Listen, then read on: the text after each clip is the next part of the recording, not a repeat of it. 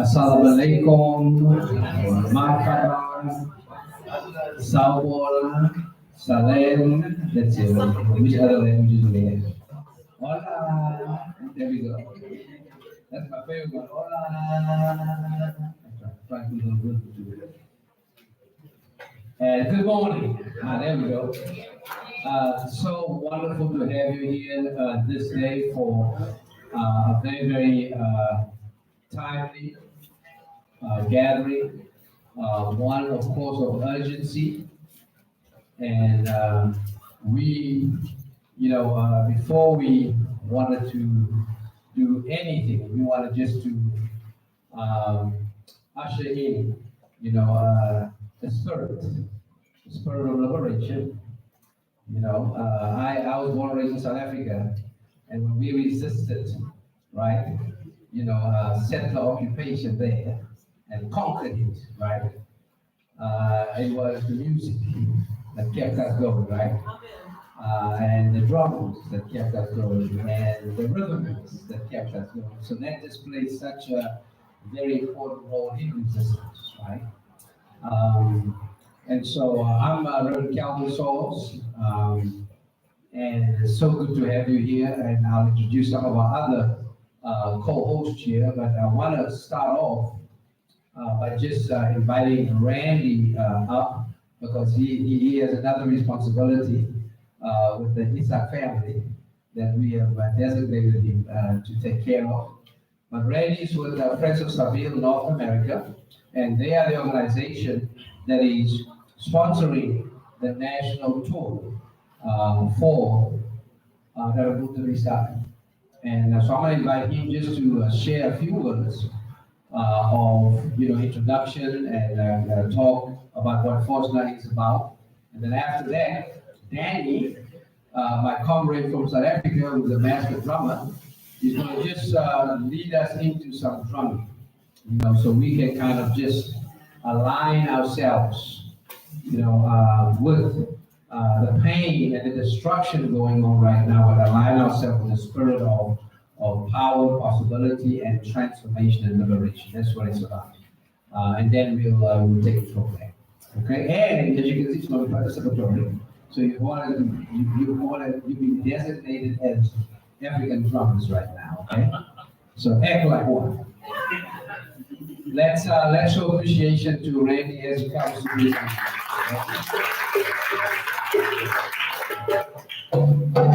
Thank you, Brother Calvin. I really appreciate the opportunity to be here. It's a joy to be among you here this morning, but I will say not an unmitigated joy. Many of us are reeling from the news that last night, at the time that Munter was speaking at my parish, All Saints Church, there was a bombing that went on in the central part of Gaza at a school and mosque where, according to the Israelis at least, Hamas was hiding, and more than 90 people have been killed and others injured very severely. I heard a report from the Al-Ahli Hospital, which is a hospital that is administered by the Episcopal Diocese of Jerusalem, so it's part of my church, and they were talking about the horrific types of injuries that had to occur, that occurred and that they were trying to address last night. And unfortunately for many of those people coming in with limbs missing, people coming in with shrapnel wounds, that was the last place that they were conscious of anything. So it is not with a completely light heart that I meet with you here this morning. It is, however, an illustration of what you're going to hear Munter speak about.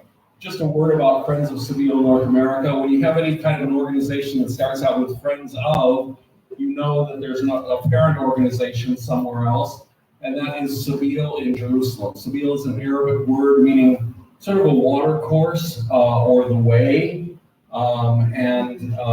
that's the sense that it's used in Sabeel. Sabeel is a liberation theology organization founded about 25 years ago by the Reverend Naim Atik, a Palestinian Episcopalian priest. And it is based on the same type of liberation theology that came out of Central America and out of parts of Africa, but actually it's part of the common scriptures for all of us in Abrahamic faiths. From the liberation of the Hebrews from bondage in Egypt, to the type of liberation theology that Jesus preached, to the type of liberation that is mentioned in the Quran in terms of liberating our hearts and freeing ourselves to serve God. So it's something that I think is very central to the message that we have. And I encourage you, if you have an opportunity, take a look at the materials that we have here. If you want to try to make a donation to help support the tour that we're doing for FOSNA, there's a QR code there. And you're welcome to use that, but it's not necessary. And once again, I just appreciate the opportunity to be here and I'm not good at drumming, but I see the boys. Let me take a moment too at the back row there. Is Munter's wife, Regina. If you just sort of wave your hand at her, and the boys cut on inside. So welcome them. Thanks, Ryan. I'm gonna have Danny to come now, and in light of, just know what happened last night, but the many nights for the last several months. But not just the last several months, but for the last terrifying nights for the last 76 years, right? Danny just going to come and center our spirits, with some drumming. And he's my brother from another mother. He's from Cape Town. I'm from Johannesburg. And that's where we have a good time, with Munter in Cape Town at St. George's Cathedral, where Archbishop Tutu was the bishop, as well as in Johannesburg at the Global Anti-Apartheid Conference. And so it's good to reconnect here, and very excited about that. So Randy's going to come, and let's just get some drumming going. We're doing now and later on as part of closing out. So we are sent forth, all right, with that spirit of drumming, which is resistance, reimagination, and resilience during this time. Danny, come on. Come with group.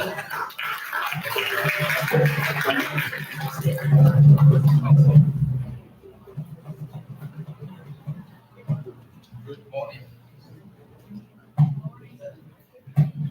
Hello. Good morning.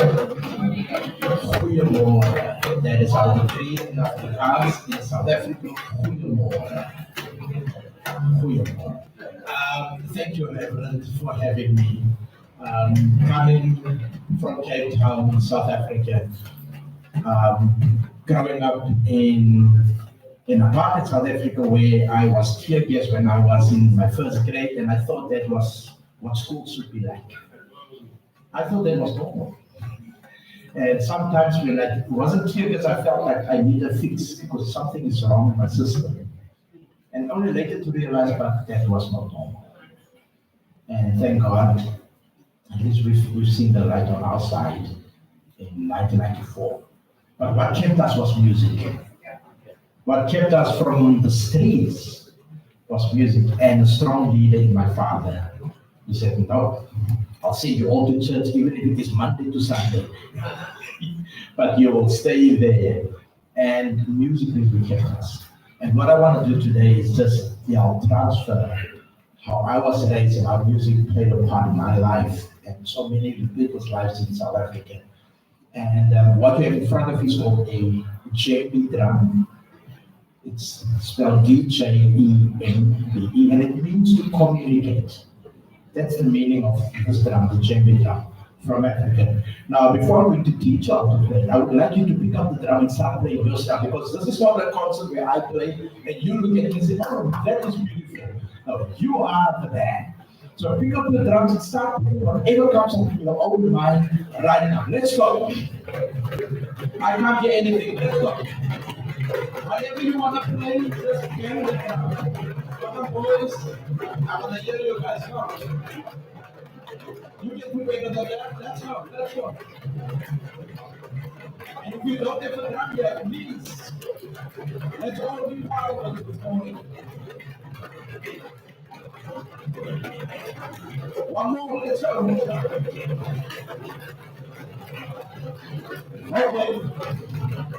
Now you will agree with me, if we go into studio right now and record this, we're gonna need more than just a family and friends to buy this album. But it's my responsibility within the next 10 minutes to teach you to play something that's gonna sound like this. How we're gonna do that is simple. You might look at me like there's something wrong with that guy. There's really nothing wrong with me, and I have never failed doing this. Obviously, I had more than 10 minutes, so it's a bit of a pleasure, but I know we can do it. So the best way to play it, drumming is call and answer. So what I call, you respond by doing exactly the same. So if I play with my right hand, play with your right hand. If I play with my left hand, play with your left hand. When I raise my hand, that means we stop immediately. But you cannot play African drum and don't smile. Because that helps to alleviate any anxiety, any pain, any uncomfortableness with the smile. Okay, let's start. I will show you. We have two rhythms that we're going to concentrate on the side and in the middle. Open fingers on the side and in the middle. So, I play something, you respond. Listen to this. Let's go. Oh, beautiful. One more time. I play, you respond. Let's go.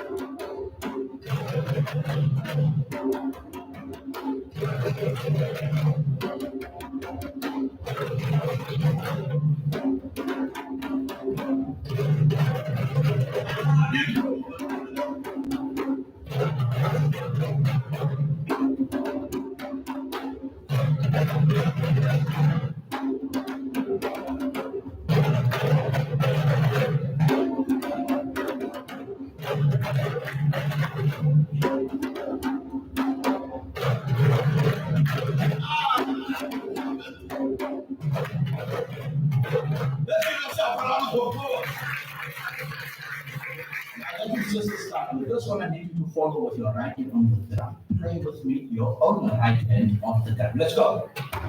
With me.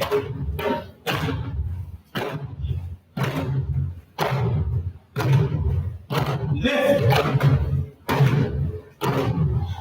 Right. Left. Right. Left. Left. Right. Right. Left, right, left, right. Keep the sounds right hand on the drum, stretch your left arm. Okay, beautiful. Left arm out. If you don't have the drum, that's not an excuse. Right hand on your knee. Right now. If you don't have the drum, you put your hand on your knee. And if you have the drum, bang the drum. Okay. Thumbs down. Up. Down. All your fingers down. Up, down, change hands, down, up, down, change hands, keep your left hand on your head. Left hand on your head, beautiful, left hand on your head. That's it, okay, clockwise, how about you do this? Beautiful, alright, other way, don't think about it. Beautiful, alright, okay, I'll change hands. We're gonna get the blood flowing. Okay, alright, other way, beautiful. Now change hands, put your left hand on your head. Do you know which is the right shoulder? Do you know which is the right shoulder? Okay. Right shoulder. Hip. Right. Hip. Left. Nose. There's only one. Okay. Take hands. Same nose. Same nose. Okay. Hip. Nose. Turn. Okay.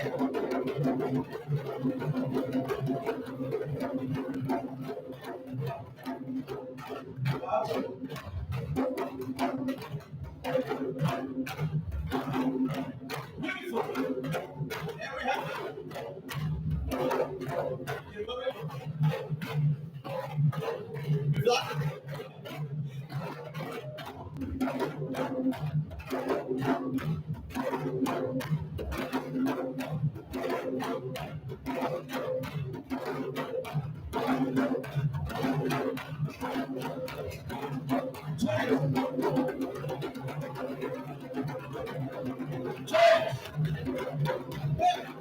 Keep smiling.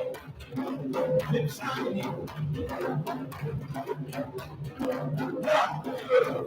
Now, whoa, yes.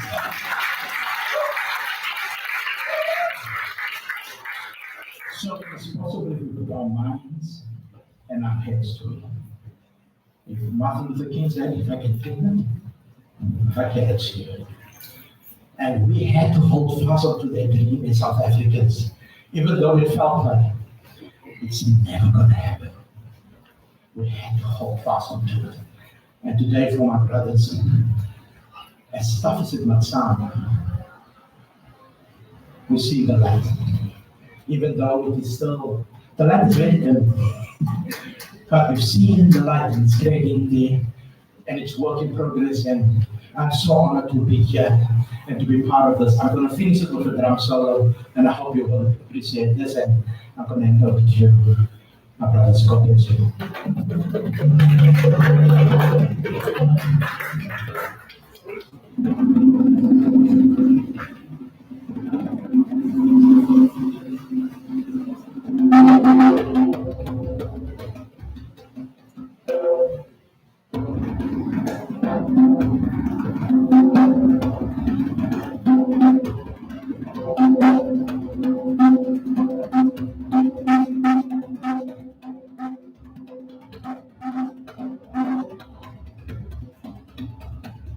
So when I play the drum, I also use different hand techniques. So which means I play the drum with the back of my hand. Or I play with the inside of my hand like this. Or the outside, maybe like this. I'll try it out only first.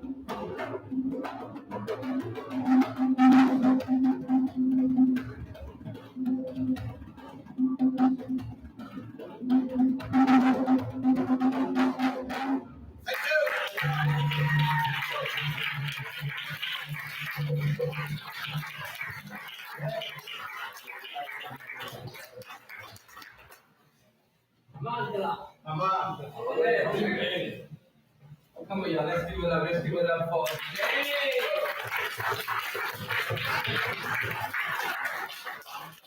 And in South Africa, as we were taught by the father of our nation, Nelson Mandela, he said that South Africa, our freedom is not complete until Palestinians are free. And so we take that to heart, right? Whether I'm in South Los Angeles or in South Africa, right? We take that to heart, and that's what the fight, is all about. Because we all know, as we hear from, Reverend Bunzel, around the interconnectedness of settler colonization from South LA, because we are, standing on the land of the Tonga people, right? And so our very presence here, is indirectly a continuation of settler colonization that took place in these lands, right? And that's the connection, that is so important for us, to make. As we prepare ourselves to bring Reverend Luther up to share with us, it is, important for us just to acknowledge some of our co-sponsors of this event. And several of them are here, and I want to invite them just to stand so we can acknowledge them. And then we'll get on with our time. We continue with our time together.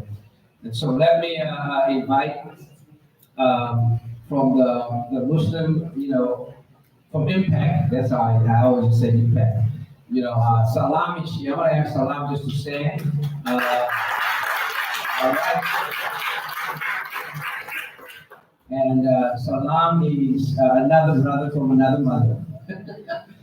We started working together when I was at Home United Methodist Church, and just appreciate his solidarity and his commitment, to this work.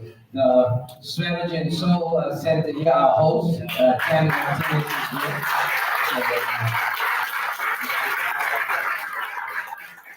And then also Clergy for Black Lives. We have several clergy for Black Lives. Pastor Q, stand for us. Pastor Juba, please stand for us. And myself. Pastor Juba is also the founder of the Southern California, let me see, Community Empowerment. What does the C stand for? Corporation. There we go, corporation. One of our co-sponsors. Thank you. Appreciate that. We also have, the African Coalition here. Founder is right there, Sanai. I'm Calvin Sauls, part of Clergy for Black Lives and the host of the podcast Faith Without Borders, where we deal with all of these challenges unapologetically from a prophetic and a progressive perspective. That's what it's about. So I hope I didn't mess up anyone else. So we thank all of us and some other allies that are here that we work with, and we're grateful for their presence here. As you know, I want to acknowledge Reverend Vanessa McKenzie. There she is. She just walked in. She is pastor at Church of the Advent, the Episcopal Church, right here on West Adams. All right, and also from South Africa. So she was ordained by Archbishop Blvd Tutu. So she continues in that tradition, of the work. So just wait so that you can see, that she is, Reverend Vanessa McKenzie, who's a dear friend, and colleague, in this movement. It was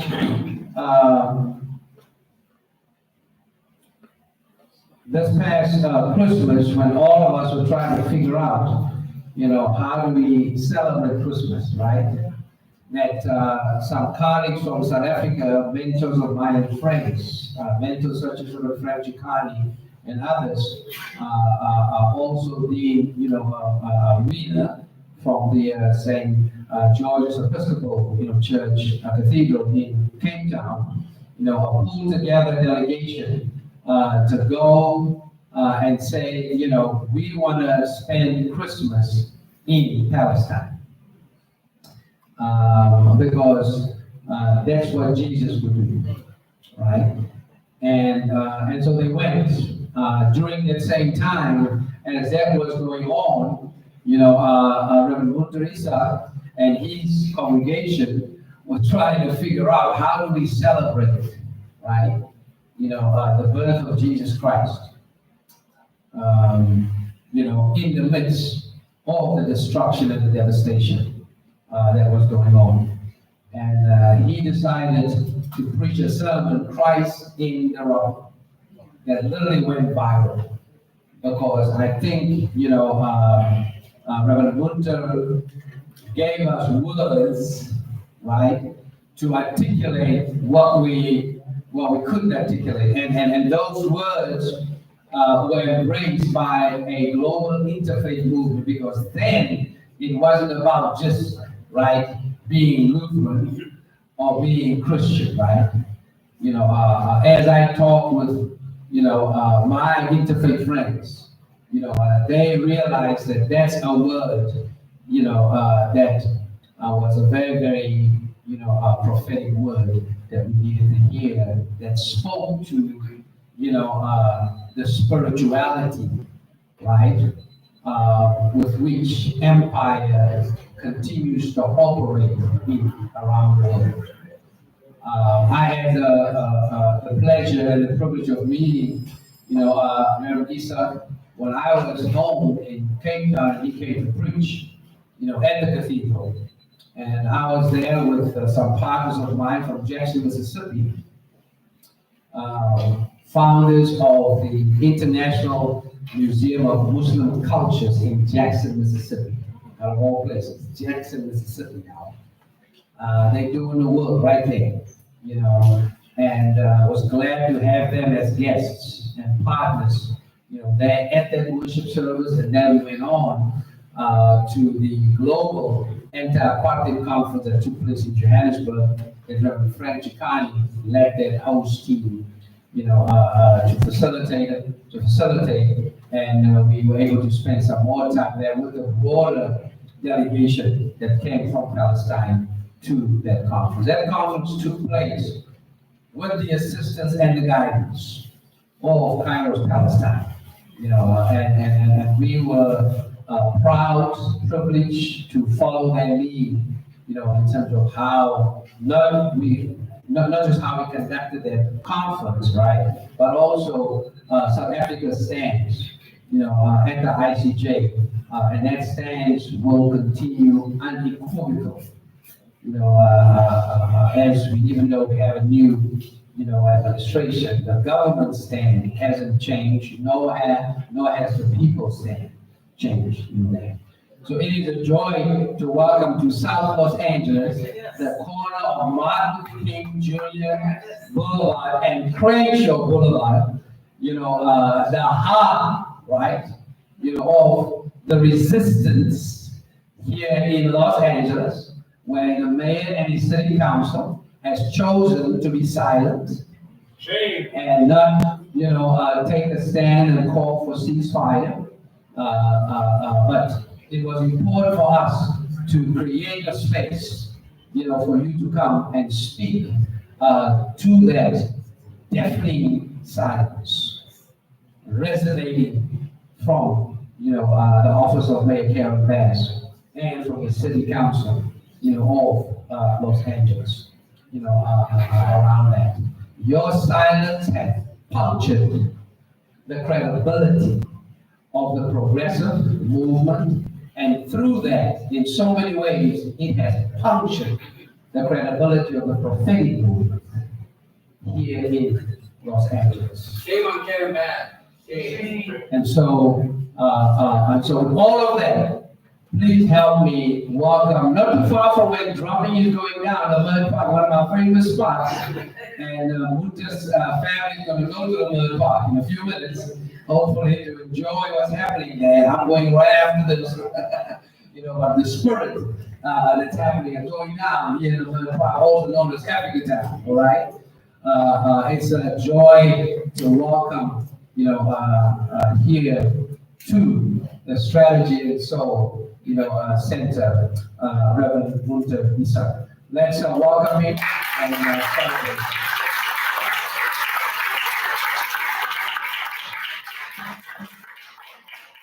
Our flow of is we've asked Reverend Isa to present for us and frame, for us, his message to us in the belly of the beast for such a time as this, and he'll do that, and afterwards, we'll invite him here for some, for a conversation, for some Q&A where we can engage in, in some, question and answers, but conversation around where we are and where we need to go and what we need to do, not just in the United States, but right here in the city and county of Los Angeles. Reverend, sir. Thank you. Good morning.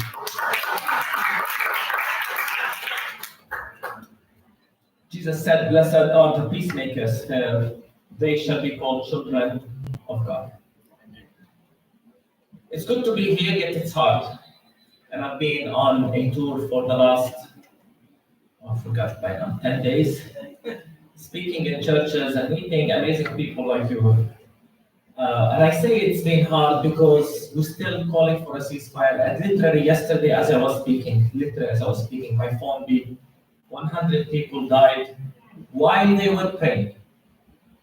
They were killed while they were praying. And I wish I could share the images. I chose not to on my social media. They're so horrifying. People deserve to be to die and to be buried in dignity, not in body parts, as the images we've seen. All of this underlines the urgency of the moment. A genocide is taking place in our world, and we're watching. This is the urgency of the current moment we are in. And for my brief time before we have a conversation, I choose to highlight just 3 points. First, and when people see me as a pastor speak about this, I want to emphasize this is not a religious conflict. We don't have a religious conflict in Palestine. In fact, as I always say, we don't have a conflict in Palestine. This myth that this is a conflict between Jews and Muslims, or actually between 2 worldviews, the Judeo-Christian tradition versus Islam, only serves the empire to continue its war machine. We need to be careful. And I say this because the empire actually tries to put us in enmity, as if we're destined to fight. I come from a Christian tradition and I've engaged for many years with evangelicals. And I look at how evangelicals describe this conflict. You know what they say? They say that this is a biblical thing because Isaac and Ishmael are destined to fight. I mean, if this is the kind of worldview we're bringing as people of faith to a difficult reality like this, I don't know. I mean, so many mistakes, theologically, historically, and the whole idea of presenting Muslims and Jews as if they're destined to fight is wrong, is misguiding, and more importantly, it dehumanizes people, and it cripples us as if it puts us we're destined to fight and hate one another. So I emphasize there is no religious conflict. We're dealing with the reality of settler colonialism in Palestine, and right now more precisely a system of apartheid. This is the situation in Palestine. Having said that it's not a religious conflict, I also want to emphasize that as people of faith, to us, Palestine is an ethical, moral cause. It's about justice. It's about equality. It's about human rights. And if we are not leading the charge about the oppression of people in an injustice way, the stealing of land, the restriction of freedoms, who is going to lead that way? And if we're not saying enough is enough about the constant, systematic, year after year dehumanization of the Palestinians, to the extent, like right now, we're still listening to people justifying and defending this current genocide. I don't know who's going to step up and speak if it's not as people of faith. So it is an ethical cause. It's a moral obligation for us to speak, especially in the wake of the silence of many. And when I say the silence of many, I don't mean the streets. Let's be honest. The silence of many, if not most, faith leaders. A silence that was so loud. They didn't care, maybe. Or maybe they wanted to avoid controversy. And those who heard me preach in December, this was the combination of numerous conversations I've had with many faith leaders, especially Christian faith leaders, and a combination of frustration over their silence and complicity, and not just the silence, but continuing to repeat the Zionist rationale, Israel has the sacred duty to defend itself. This is something we continue to hear even today, which completely misses the point of settler colonialism, the point of apartheid. This is exactly the equivalence of someone saying and arguing, well, in South Africa, the apartheid regime has the right to defend itself. This is what we were told over and over and over again by faith leaders. We also know that religion has become part of the problem, sadly. And we would be not just blind, but wrong to ignore this, and we would be wrong not to challenge it, namely the weaponization of our sacred text to justify and call for violence. And it's in all traditions, it's in all religions. Let's be honest with ourselves. I want to speak to, particularly, to my Christian friends. I don't like the habit of calling out other religions. I'll leave it to everyone to self-criticize. But if I talk about our own Christian tradition, we're so good at pointing fingers at the others. We're so good at saying, look at the so-called, as they described. I've heard it many times, let's be honest, the violent nature of Islam and the Quran and what they teach. As if we don't have radicals, by the way. As if we don't have people who call for the total destruction of Gaza, pastors, theologians, in this current war. I can tell you example after example. And as if we don't have a violent, racist history ourselves as Christians. Every time people ask me about the challenge of radical Islam and the threat they pose to Israel, I ask, have you no shame asking this question? Who slaughtered 6 million Jews 80 years ago? Was it Arabs? Was it Muslims? So we have to find this kind of stereotype in which, we demonize others as Christians and forget the extremist among us and the tendencies to be prejudiced and racist towards others among us. I think this is in all traditions. And as I said, we will be wrong if we do not call out our own traditions. Not just for their extremism, but for their apathy, for their silence. As I've been saying, silence is complicity in this religion, in this kind. And I feel bad, honestly, to say this, that as I continue to speak, many people come and talk to me and say, you have courage, we wish our leaders are speaking. I hear it from all faiths. And I feel sad because what courage does it need to come and speak and say there is a genocide in Gaza? The real courage is what the people of Gaza are doing, are manifesting. And so I think you all agree with me that good people were missing in this war. Speak out openly. Again, maybe not in the streets, because we're so grateful about that. And one question I kept saying is that where was the church in the midst of this genocide to comfort, to challenge, to speak out? And as I say now, where are the good people? Sadly, religion has become part of the problem in our part of the world. And if we're not willing to confront our own traditions, our own complicity in this, so we need to step up and really be courageous and doing self-criticism. That's why I'm grateful, for example, for groups like Jews for Peace, Jewish Voices for Peace, or Voice, in their open and direct criticism, not just of Israel. We need to be careful here.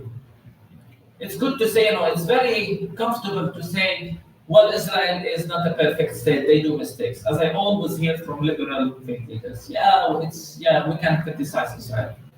But to criticize and call out and condemn Zionism as racism and supremacy. And I'm very grateful that Jewish voices now are challenging Zionism. This is the kind of courage we need from faith traditions, to call out our own extremists and our own traditions. Part of my message in this tour is to emphasize that this is a Kairos moment. This is a divine moment that demands action, and that demands that we step away from previous responses. We can't continue in the same way we have been speaking or acting. We can't continue to pray for peace and hold both sides equally. We can't continue to send our best, and we can't continue to be content with charity. Charity is good, but it doesn't solve the problem. You will continue to give, by the way, if this is the method we're approaching. This is a Kairos moment that demands new ways of doing things, and it demands in particular, as I was told, this is an interfaith gathering, it demands in particular new ways of doing interfaith. Interfaith solidarity, maybe interfaith alliances for justice. We're used to doing interfaith, shaking hands, singing maybe together, giving speeches, and then going home feeling good about ourselves. Have we solved the injustice in our worlds, in our neighborhoods? Have we actually solved the prejudice within each one of us or within our congregations? What we need is new ways of doing injustice. And I've seen it throughout this tour. I've seen Christians, Muslims, and Jews coming together in an unprecedented way. I was very encouraged, very moved to see really people coming together and in exactly the kind of setting like this, grassroots movements. Usually when we say in my Christian tradition, where is the church? The first thing that comes to mind, where is the heads, the big figures. But let's remember, the church is the people. It's a grassroots, it's a movement. And in the same way, I think the way forward is the coming together of many and more groups like this. Interfaith solidarity that recognize again the urgency of the moment. Friends, we can't wait any longer. This is indeed a Kairos moment. A Kairos moment that demands that we use the right language and use the right descriptions. And so I plead with you, stop talking about the Palestinian-Israeli conflict. There is no conflict in Palestine. We deal with settler colonialism and precisely we're dealing with apartheid. Before the war, for at least 2 to 3 years, I've devoted so much of my time with Kairos Palestine and many other Palestinian Christian activists to challenge the church to recognize Israel as an apartheid state. We were not being radical, friends. This is what's so hard to explain. We were not being this radical fringe group. We were simply asking the church to recognize the numerous reports of organizations like Human Rights Watch, Amnesty International, Israeli organizations like B'Tselem and Blvd, and of course before that Palestinians demonstrated that this is apartheid, Al-Haq and many others, and Badil. Of course, because of the prejudice of the Western world, no one listens to Palestinian reports. But then you have UN reports, international reports, and I was shocked that the very same white Western Christian who lecture us on international law and human rights ignore these reports. Why? Why are these reports ignored? This is the real question we must be asking. So enough talking about a conflict and peace and reconciliation in Palestine. By the way, this is something I really learned from our South African friends, the Kairos South Africa document. Because for years I've engaged so much with what the South African document called the state theology, the theology of the empire, I call it, the theology that calls us to, that promotes prejudice and supremacy and power. And in our context, it's Christian Zionism. In the African context, it was a theology of apartheid and so on. But the Kairos South Africa document also introduces another kind of theology, which is the church theology. The theology that's complicit through talking all the time about peace, reconciliation, the two sides of the story, and just want to, lead us into this fruitless efforts of dialogue that does not challenge the ideologies of supremacy and that does not call for the end of apartheid. So we need to stop talking in the old way and really relate to Israel for what it truly is. And this is important. How is it that someone who's committing war crimes and leading apartheid, welcomed in the Congress as a hero. And if people of faith are not willing to protest this in a loud and unified manner, then who will? Letting it to the amazing, courageous university students. So proud of them. They are now, they hold the moral integrity of this country, it seems. So I call on faith leaders to support them, to be with them, to join them, to sustain them, to defend them. Some of them are facing lawsuits. And again, if it's not the faith leaders who do this, unified, saying not in our name, well, again, it's not a religious cause for one religion, but it's a cause for our humanity, and we do it because we care for justice. It's time that religious leaders step up the plate. It's time, as I said, when it comes to using the right language, it's time to call Zionism for what it truly is. Friends, Zionism, and I keep hearing this is a Zionist state, this is a, we have many Zionists here. Zionism, in its definition, is about exclusion and ethnic cleansing. In its definition. That's what I mean. Zionism believes they wanted to create a homeland for the Jewish people in Palestine. A homeland for the Jews. It's a Jewish state by definition. A Jewish state is exclusive in definition, and then in someone else's land, meaning you will ethnically cleanse it. Zionism didn't seek to come to Palestine to live with the Arabs.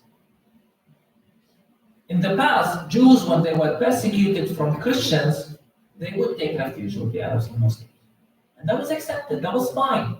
Actually, they welcomed them. We welcomed them. Jews lived in Palestine for generations. But to create a homeland for yourself on someone else's land necessitates the ethnic cleansing of the Palestinians. So we need to talk about Zionism for what it truly is. We can't continue to be balanced with terms and with concepts, especially when Zionism today is conducting a genocide, and our biggest fear is that things will escalate to the West Bank. Read the reports. Read the reports about what might happen in the West Bank. So we need you to act, we need you to lead, we need you to hold your governments accountable.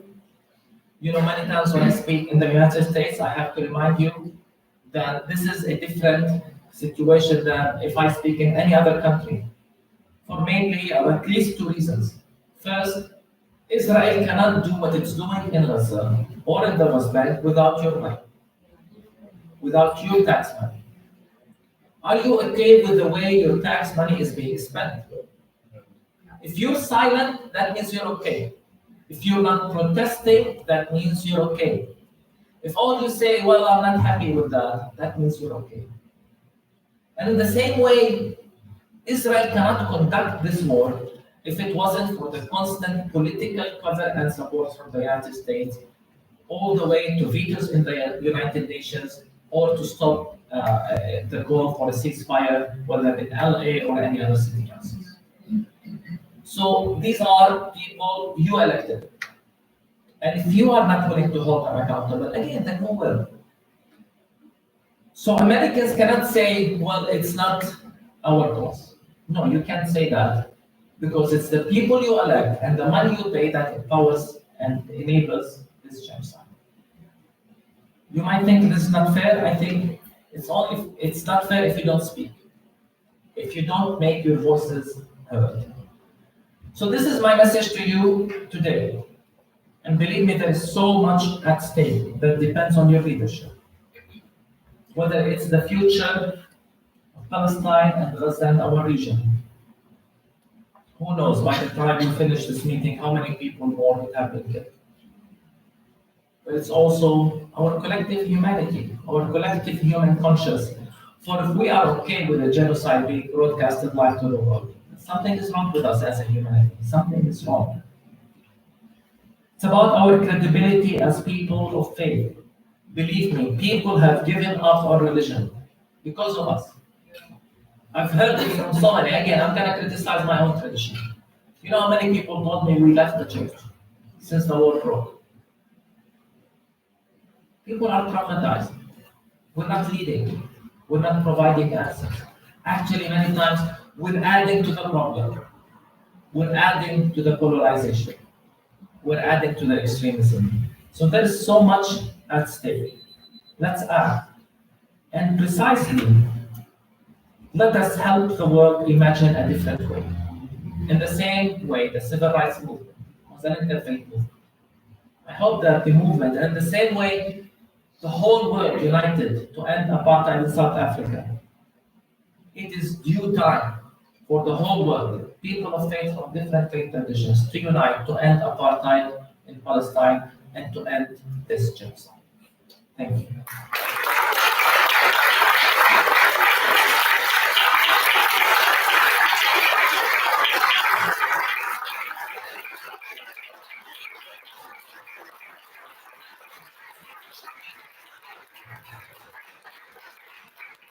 Palestine will be free. I have to say it again. Palestine will be free. You know why? Because colonization has an expiration date. You see? And when it will expire depends on us. Whether we will be courageous to resist it or complicit for it to continue to be advanced. That's what Reverend Isaac said. That's what happened for us in South Africa. And as Reverend Isaac, said last night, that right now what's happening in Gaza and Palestine is a moral compass for the world, for us here in the city and county of Los Angeles.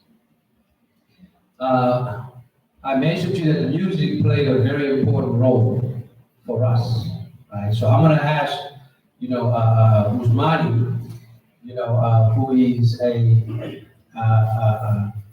singer and composer from Cuba, to just share with us, some of his, music. And while he does it, I'm going to ask Salam to come and join us up front, because this is Interfaith. And so I'm going to just call on him to join, Reverend Isaac here, and we'll just have a conversation, around where we are, what it is, and also invite you, for some conversation. We're going to use the next 30, 40 minutes just for some conversation, and for you as well to ask, some questions. So while we set up, here and make some adjustments, I'm going to ask you to just join me in welcoming Hermano, my brother, Usmani. Would you come and share?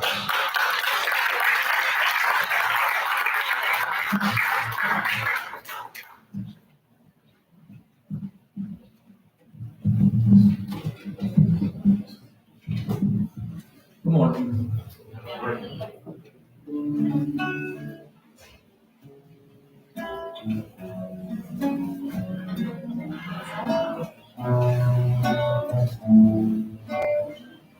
Sorry. No, you're not. Higher authority.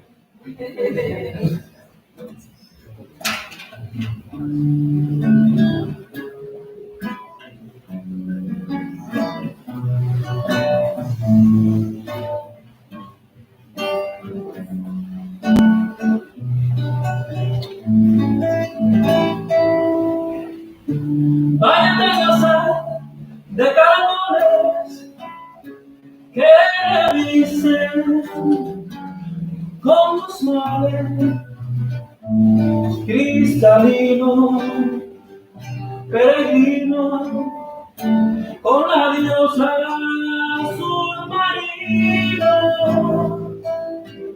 cada una sonrisa con la nube y el cristal. Mi vitral no haces mal, corre a amar tu lugar frente al mar. Vaya, nuestro es más sus noches, olvida los derroches, la guitarra fue a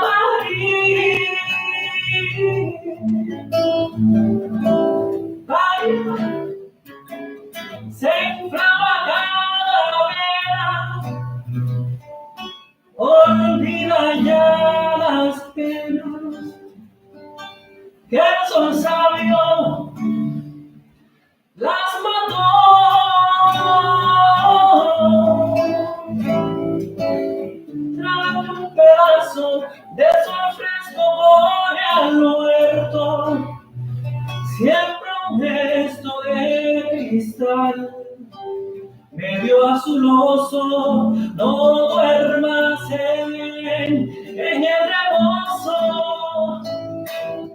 Móntate desnudo sobre un cuerpo limpio y fresco de palomas que abandonas en el aire, por si no te quiere nadie. Baila, agárrate en las nubes y observa cómo sube tu arco iris de cristal. Baila, se infla la calavera, olvida ya las penas que son sabios, las mató María.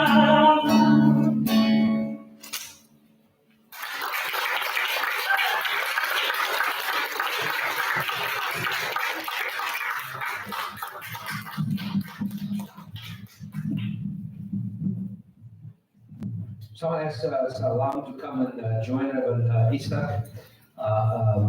Here's Salam, as I mentioned, he's leading the Muslim Public Affairs Council, a national advocacy, organization that many of us, have the privilege to partner with and to work with on so many different levels.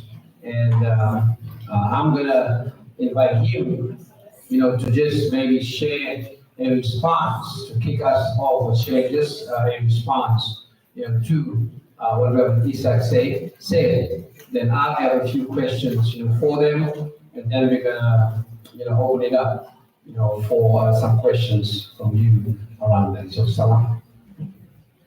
Well, first of all, thank you very much, Pastor Salz, for gathering us today. I think this is one of the most significant events for us as an interfaith community. It reminds me of the time that we did get together to fight apartheid. And by the way, the first time I met Mayor Karen Bass was at an anti-apartheid conference at the Islamic Center of Southern California in 1987. And she was there on behalf of the African National Congress. And now she's mayor, and you see the contradiction very clearly. And when I talk to school officials, many of them, like the LAPD commissioner, what's his name, at USC?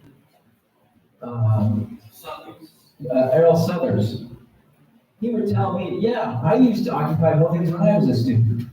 And yet now he is continuing to suppress the student voices on our campus. The one thing that struck me about Reverend Mulder's brilliant presentation, I was very fascinated, very inspired by it. We are on the street called Martin Luther King Boulevard. And it reminds me of the letter Martin Luther King wrote to his fellow, his colleagues, in the letter from Birmingham jail, where he criticized religious leaders, white moderates in particular. He said, they care more about order than they care about justice. And that is the same situation we are in today. We are all in prison. We are contributing to this genocide from our tax dollars, from our lack of action. And so I think by the end of today, let us organize and come up with a model for effective work in speaking to our own city, starting there, and then branching out to our state and our federal government. But what I wanted to ask Reverend Mulder, you alluded to, and I want you to elaborate, touch upon this a little more, the notion of Christian Zionism. That there are many, there's the issue of political Zionism, started by Herzl, of course, and you defined it very well and you explained it. But as the Israeli ambassador told the major Jewish organizations in the United States a few years back, he told them, stop worrying about the Jews in America, focus on the Christians because we need their support. And most of the Zionists in America are actually Christian, not Jewish. Yes, so there are two things about Zionism that we need to know. Christian Zionism predates Jewish Zionism, and Christian Zionism outnumbered Jewish Zionism. Just think of that. And in fact, before the war, the studies about support to Israel in the United States have shown that white evangelicals tend to be more pro-Israel than Jewish Americans. Just think of that. What's behind it? We have to ask. Christian Zionism have, in its beginning, sought to, the idea was to bring Jews to Palestine in preparation for their so-called restoration. So Jews were in Europe, and Europeans didn't know how to deal with them. There was so much rejection, anti-Semitism, persecution of Jews. And many Christian theologians thought if only Jews convert to Christianity, and for that to happen, they need to be gathered in Palestine in preparation for the, as I said, as they call it, the restoration of Israel. And then that developed into other systems of thinking, some of which actually believe that this all is a preparation to the second coming of Christ. So once Jews are gathered in Palestine, Jesus will return, and then it developed into this idea that he will return first to snatch the Christians from the world, the rapture, and then protect Israel because Jews will be the subject of a global war in which 2/3 of the Jews will be massacred. Then Jesus will protect them, and he will establish a messianic kingdom in Jerusalem where they will all embrace him. By the way, I hope I'm using the Christian terms for it, but let me interpret it to you. We support the bringing of Jews to Palestine because we know 2/3 of Jews will be massacred and the other third will convert to Christianity. This is what they say. And to think that the state of Israel tells the ambassador here to welcome the Christian, knowing too well that this is what they believe, is shocking to me. It's really shocking to me. It shows to what level the empire is going to go to continue its grip on people. Christian Zionism is dangerous in its utilization or making Jews subject in someone else's theology and thinking.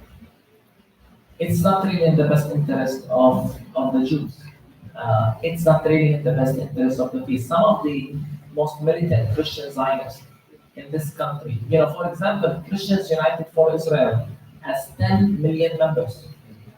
10 million members. John Hagee is so extreme in his views, he calls for Israel to bomb Iran. Some of those pastors openly called for Israel, one said turn it into a parking lot, the other said we should get it fast with the same way we did with Hiroshima and Nagasaki. And the most horrifying element in all of this is that when we talk about some of these extreme views, we think we're talking about French pastors here and there. It's not just the numbers, it's congressmen and women. I wish I could read you the quotes, I don't have time. How many congressmen and women talk about Israel, the special relationship it has with God. If you watch the Congress discussion about the student encampments, and there was a moment in which one congressman was talking to the president of Columbia University, and he said, have you read Genesis 12? Do you want to stand against Israel? Do you know what will happen to the people who stand against Israel according to Genesis 12? I mean, I couldn't believe it. This is a congressman using such religious language, let alone it's a terrible misinterpretation of that text. It's nothing to do with the secular state today. But the idea that this is the logic you're discussing with is shocking to me, and the fact that no one challenged them that or so. And I couldn't help but think, imagine if Ilhan Omar said, do you want to stand against Muslims? Do you know what the Quran says? You know what would have happened? But this guy can say these things, and the world is okay. So what we don't realize is how much many of the congressmen and women repeat these lines and believe them. And they're in Congress, they're making policies. They're deciding our fate. and all based on this misinterpretation of scripture, and behind it is a level of prejudice, and as we said, even anti-Semitism and racism. Also, I think a number of people on the Christian right tend to be more anti-Semitic than any other group. And Christian Zionism is a form of anti-Semitism because, as you alluded to, their plan is that once Armageddon happens, Jesus comes back, and either Jews will convert or they'll kill them. Yet we're accused of anti-Semitism. How do you deal with this weaponization of anti-Semitism, which is misplaced, number one, and used to continue to silence those of us working for the Palestinian issue? I think it's due time to speak about exactly that, the weaponization of the charge of anti-Semitism. Mainly because it undermines real anti-Semitism that exists all over the world. So we need to call it out.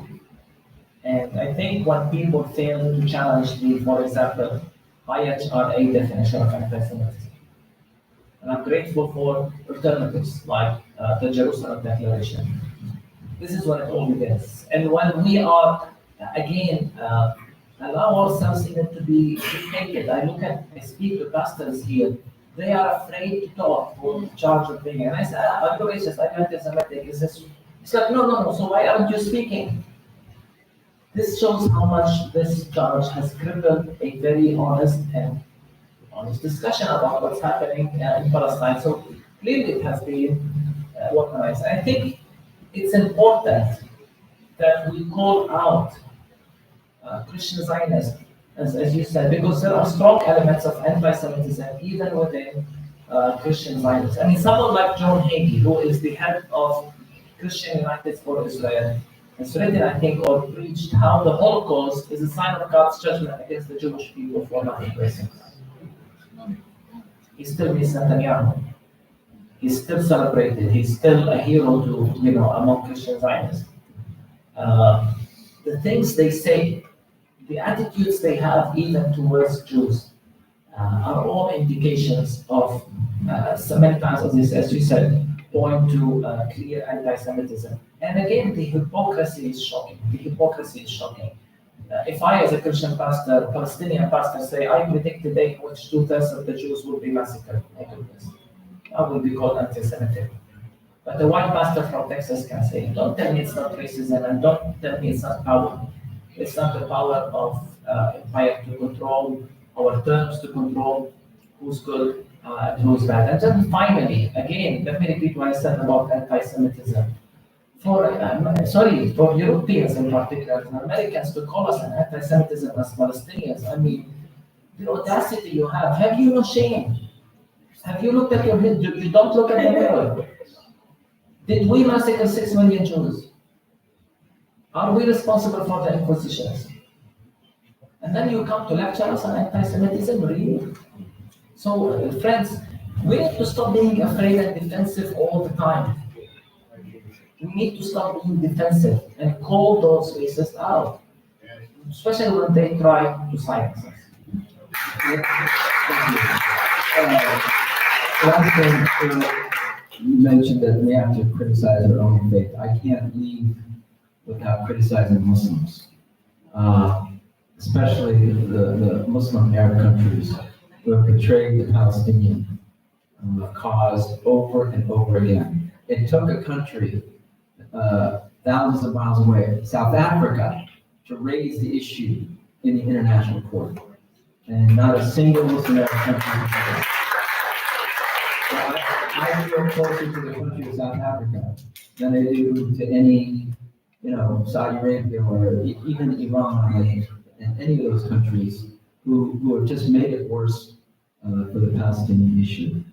How do you deal with, as an Arab, obviously as a Palestinian, the fellow Arab countries and what they've done on this Palestinian issue?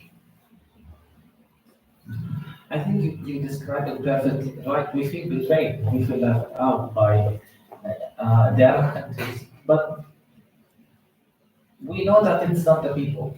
We know that it's regimes and governments that have the Middle East in particular is so much balance and imbalance and relationships and one axis versus another axis, and it's all based on interest rather than, and survival of regimes rather than what's good for the people. It's really heartening, I think, especially given the fact that we have many, what do you call them, leverage costs. We have many bargaining chips. We have all of them. We can use that. We can use them. The biggest disappointment we felt was when Arab countries normalized relationships with Israel. This is not because, and that's why, by the way, many scholars are now talking about Islamic Zionism. Let's talk about it. Because Zionism has become an axis, in the Middle East. The idea of normalization is not that we're against peace. Read my writings. I've preached about coexistence with Jews. No one should lecture us on this. But once you accept to normalize the relationship with Israel, when it's practicing apartheid, you say we're okay with apartheid in Palestine. This is the problem.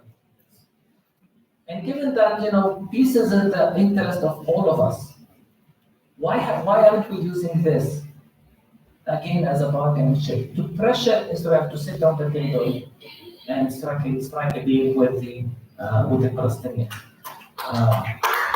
So this is, it's not a secret that we Palestinians feel really betrayed by other peoples. Calvin, we have time for questions. Yes. Okay, just raise your hand and then get the microphone. Now, what we're gonna ask is, if you raise your hand, then stand and then project, for us, okay? So let's see, we have one over here, two, let's get anyone else? Right in front. Oh, right there. We're gonna start in front because we've heard a lot of male voices, all right? So we're gonna go ahead and just start here, then we'll go to the back. To Mark and to Jen, okay? Please. Thank you. My name is Fatma. Just there, Let other people hear you. My name is Fatma. I'm the editor and publisher for Intishar Arabic newspaper. I have two questions, honestly. First one, we don't see any strong statement from the Vatican to talk about the genocide and why they are not saying anything or putting pressure on churches in the whole world, which is they are seeing the massacre every day. In fact, they're in all TVs. Second question, also this question for which is Salam. As you know, 2 days ago or 3 days ago, it was the Islamic summit, 57 Arab and Muslim country, and even didn't have any one statement against the genocide, but it didn't do anything. How we could put pressure on these leaders to do something? And as an Arab country, also, you mentioned that the leader, not the people. Also, the people, they are not doing enough, like what we see here on the encampment, United States and on Europe. We have to do some pressure on this country to do something. And also, you mentioned in your speech that our tax money we are paying for these guns and stuff. But what we could do more than we are doing, we have more than 100 demonstrations. We're always in the street. We writing, we talking, we do everything. But the problem is with, maybe I'm answering the question, I'm sorry. But the problem is the government of the United States funding this, and we cannot stop it. Do you know there's any way, if you mention that we could put pressure on this? Okay. I'll take that.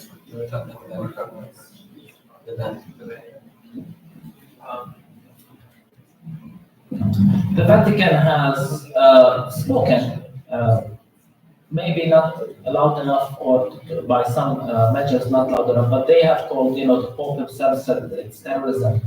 There was once a controversy whether he said it's a genocide or not. They have told, they pray for us, the Pope is concerned. But I think at the same time, and this is where many of us maybe the grassroots or the churches are saying. I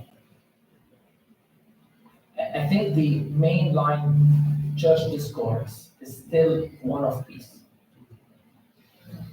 And it's in our DNA as Christians. We're loving, we're peaceful. And I understand that. This is our Christian faith. But there's also another element in our Christian faith. When we have to recognize, again, it's not a conflict. We need to speak truth. We need to, at this particular time, what Palestinians need is protection and dignity. And I think this is something, I don't want to call out one church over the other. This is something that is maybe we need to review as Christians. And we need, as Christian leaders, I think one of the biggest challenges in our Christian world is that the voices of the global south are still not heard.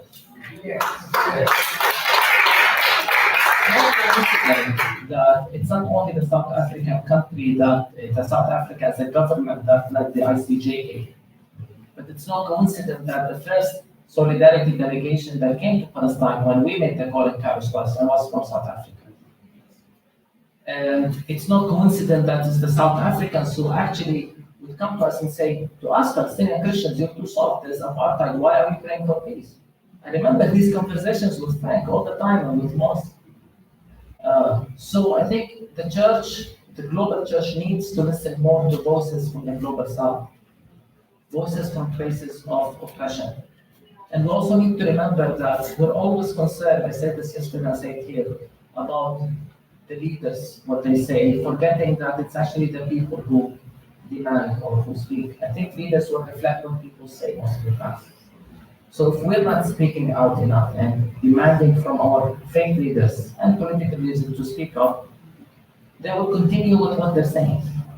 So we have to put pressure from bottom up on our faith leaders. As far as the Islamic conference, my mentor used to teach us 0 + 0 + 0 + 0 is 0. And that's how we look at the Islamic Cooperation Conference. They are nothing to us. And I agree with the Reverend Luther. We got to have people-to-people diplomacy. We have to talk to the people of the Arab countries and force our government, number one, to stop treating Muslim countries as their slaves. That's our role. We have more power on this issue than these leaders over there. And to the other point about oil, Turkey, with all the rhetoric of Erdogan, if they stop oil supplies through Syria that goes to Israel, there would be a big change tomorrow, but they won't do it. I don't know how many have recalled their ambassadors. I don't know who's done anything of that sort. Nothing. So we should just give up on thinking that any of these so-called Islamic, they're anything but Islamic countries to do anything to benefit justice or the Palestinian issue. And then as far as here, what we want to do, Calvin and I were talking earlier, we instead of just going from protest to protest and then writing and do that, we need to organize. So from this gathering, we will form an interfaith committee in solidarity with Gaza. And that will develop a political agenda, a social agenda, a media agenda, so that all the energy that we get from the protest is channeled to do actual work. I mean, it's great. I don't want to, that's the whole thing. Yeah, we have to do both. Get out there on the streets, march, and then do the work in an organized, effective manner. And of course, starting with our state council to end this deadly silence. Connecting the streets with the suites. So Channing, if you would go next, and then we'll come to Mark, and then we'll come to you. Then we'll catch the others. Oh, and then we'll come to you. That was actually perfect. You just answered my question, but my question was, given the context of LA, because I like what you're saying, and I think the best way to put this that I'm seeing is that there is a pandemic of putting your body on the line by a lot of clergy and religious leaders in Los Angeles. And even for us, as the bus drivers, we go to clergy and we ask them, can you stand against Karen Bass on this issue of anti-blackness? And, in those conversations, oftentimes they will tell us in confidence, I can't do this because they paid for this. I can't do it because there's going to be repercussions, right? And so I wonder if you can speak more about what is it going to take to get religious leaders in Los Angeles to put their money on. Okay, so we'll hold that one up. We'll get a few. And then we're gonna come, to, our sister here from Taurus. Thank you for your presentation. It should be presented at every synagogue, every pulpit, every church throughout this country to begin to educate and mobilize people. My name is Mark Friedman. I am a member of Jewish Voices for Peace. And with Reverend Sauls, I am also active in the Los Angeles Hands Off Cuba Committee. Cuba has been the only country that has never tried to use the Palestinians as a bargaining chip. The way you correctly pointed out, every Arab nation's tried to do that. In fact, there are 200 Palestinian students studying medicine in Cuba today, right now, for free, at the Latin American School of Medicine. I agree with you completely. This is not a religious conflict. This is an economic one. And Jews who were oppressed in Europe became the oppressors and have adopted the policies and tactics of the Nazis to oppress the Palestinian people since 1948. Israel has always been tied to U.S. imperialism and to South Africa under apartheid. Always. They have chosen that course. Anti-Semitism is not anti-Zionism. I am an anti-Zionist. I am not anti-Semitic, and as you correctly pointed out, that is being used as a red herring, right, to attack people.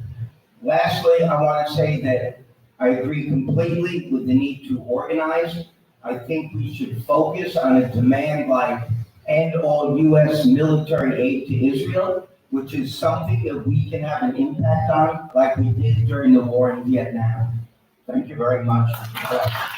Let me ask us to keep our comments short and our questions so they can respond. So let's go just to the front, and then we're gonna ask for a response. Right, go ahead. Our sister from Taurus, the Center for Tolerance. I'm Atia Karim. I'm born South African, Australian national. And I have the interfacing, and I do not call it interfaith anymore. Because that's exactly what we do. The hypocrisy of interfaith is to meet once a year and hug each other and go and forget for the rest of the year. So I'm interested in the comment that you made about the global south, because that's very important.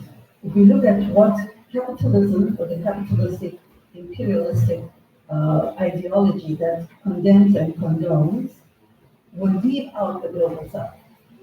Everything that is happening that will change the world is coming from the global south. But it will not be accepted. And since 9/11, we must look at one thing about when we look at the etymology of words. For example, Islamophobia became something. Anti-Semitic, okay? Everyone who is from that region, who speaks Arabic or Hebrew or Aramaic is a Semite. Not everyone is or a Semite. So this is what I want to look at. You have been speaking all the time of getting our governments to speak. They have been focused, they have been educated. But none of it makes a change. Because we are not living in true democracy. People don't have the power to change anymore. Because underneath, the underlying factor is no more the people who speak and the people who can change and the people who can motivate. It is the governments that will persist in their policies. And that's what we must look at today. How do you change the government's form? Yesterday was Nagasaki's Remembrance Day. And because they did not allow Israel to come, the US, my own country, Australia, the UK, France, refused to attend. In protest to what? This is the question we must ask. Not that the people must come and rise, because they have risen. What has the government done? Have they listened? That's the problem. The human response to that, I mean, it's clear, the narrative, is a challenge. Secondly, the humanity of Palestinians, right, is very important, and then connects or intersects with the humanity of those who are from the global south, and those who are in the global south, and those who are from the global south in North America.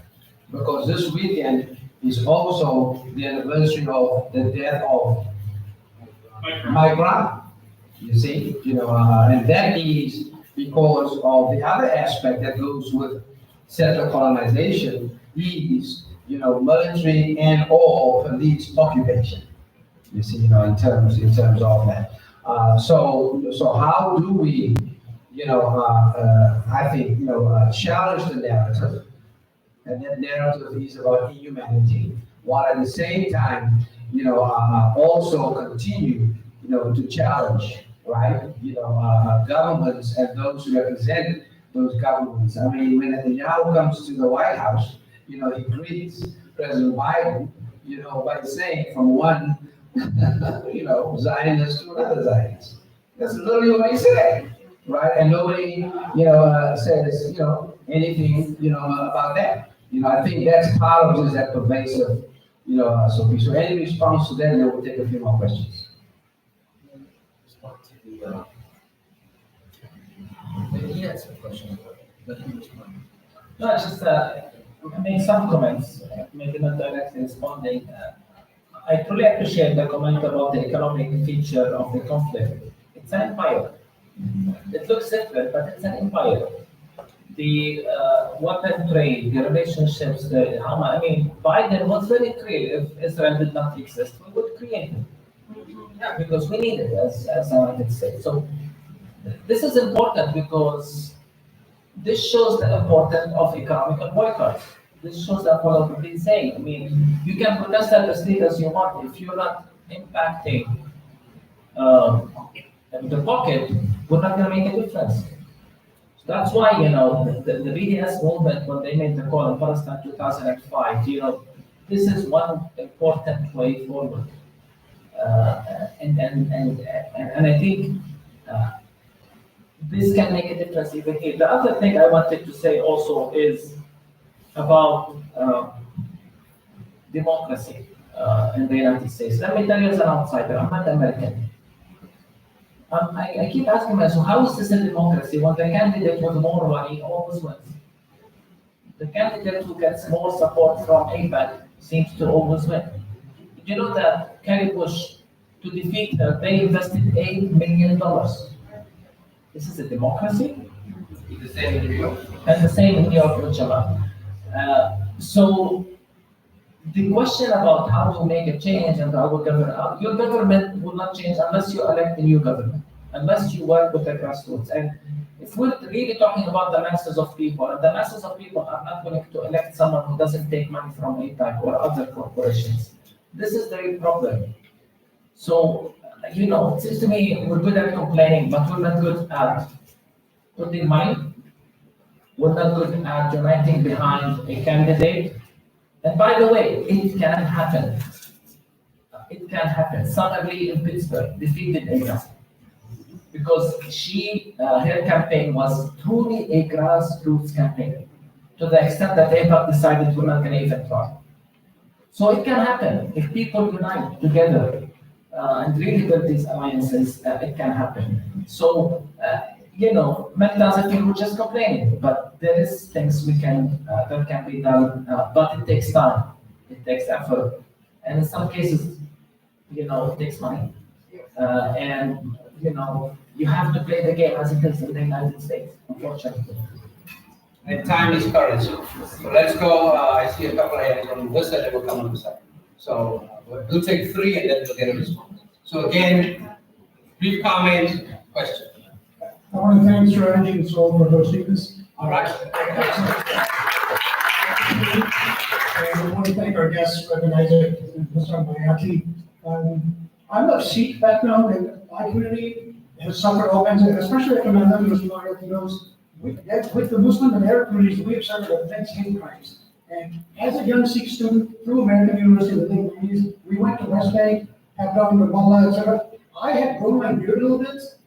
In the Via Dolorosa, I accidentally fell behind my class and I started jogging a little bit. 3 IDF soldiers saw me. I don't speak Hebrew, and they started yelling the words Ikushi and Yoshi, which I've been told is equivalent to the N-word. Had I not had my passport, they would have shot me dead. They were starting to raise their automatic rifles, paying for my American knowledge. My question to you, though, is, in light of South Africa's case of the UN, many countries started to announce that they would cut diplomatic, and some of them, like Bolivia, etc., have cut diplomatic relations. In the long run, as much as we protest here as Americans, in the long run, how effective do you think it will be for future countries to go ahead and implement severing of diplomatic relations or economic sanctions, boycotts? Yes. What effect do you think this will be? Okay, good. That's a good question on sanctions, BDS.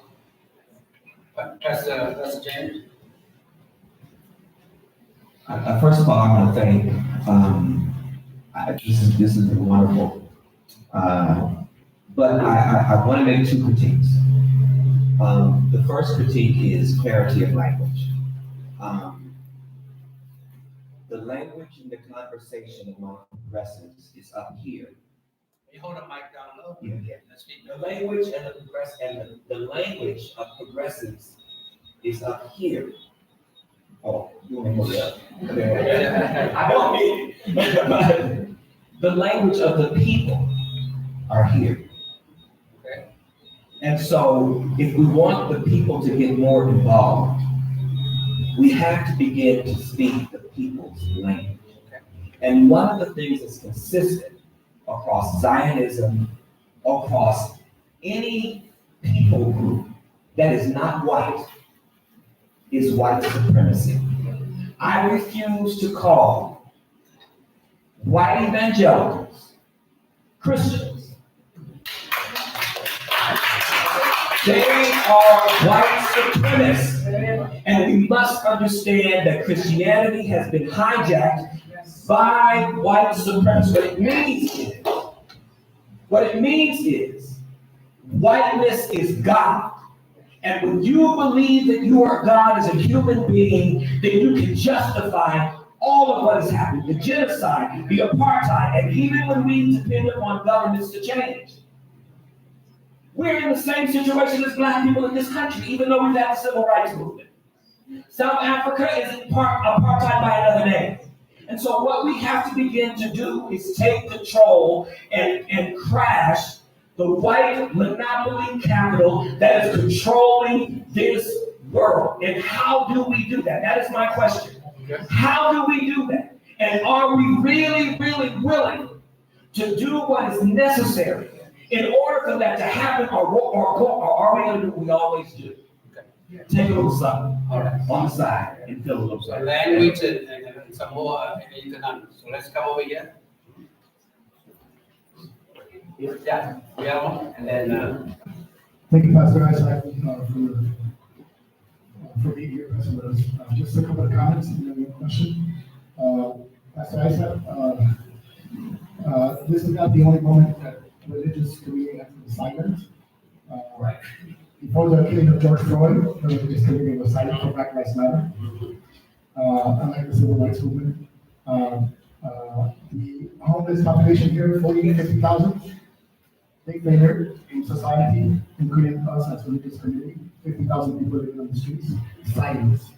The Syria war, it took that little boy's picture with the father picking him up to bring conscience to the world, to bring the Congress movement that we spoke about, right?